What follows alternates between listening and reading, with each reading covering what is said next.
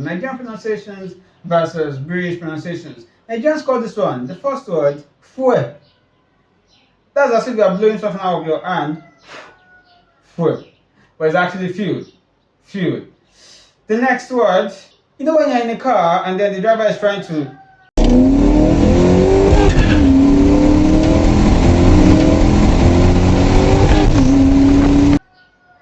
adjust they say gear. Gear. It's not actually gear, it's gear. Gear, as in goat. Gear. The next one, they call this one goggle. Goggle. But goggle is that vulcanizers use. But this one is Google, it's search engine. Google. Google. The next one, we have this one. Can you hear gigantic? It's not actually gigant, it's gigantic. Gigantic is the right pronunciation. The next word, this one is not actually wrong, we don't actually call it wrong, but we'll call the H in the word. Just like saying honest. There's no sound for H in honest, no sound for H in hour, no sound for H in honor. That's why we use an for them. An honest man, an hour, and it's an honor to meet you. You understand? We don't say a honest man, a hour later. You don't say a hour, we say an. We use an for all these words because the H are not pronounced. Next one, we have figures of speech. The first one, hyperbole. But Nigerians call it hyperbole, but it's hyperbole. I've said this before in one of our old videos.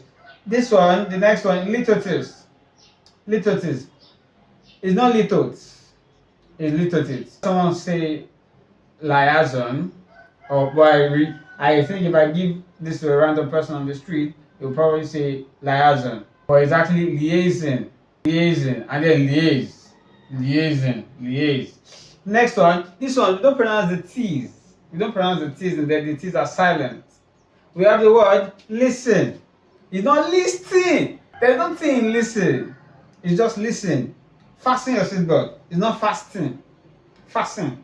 And then there's hasten, like you are in a haste. Hasten. Next word, we have B. The words that B's are not pronounced. But they pronounce it. But I've never actually seen someone pronounce B in doubt. You don't say doubt. The other words that B's are not pronounced are numb.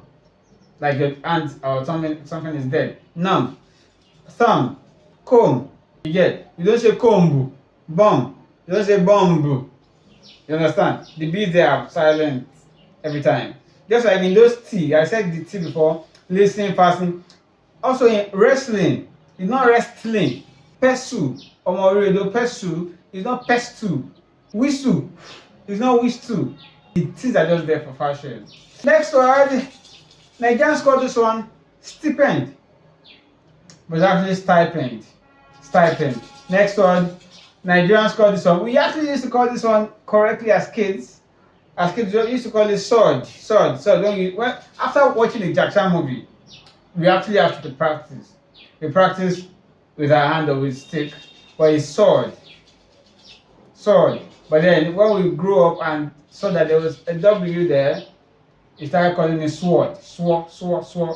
Maybe we have sword, but then it's not actually sword. It is sword.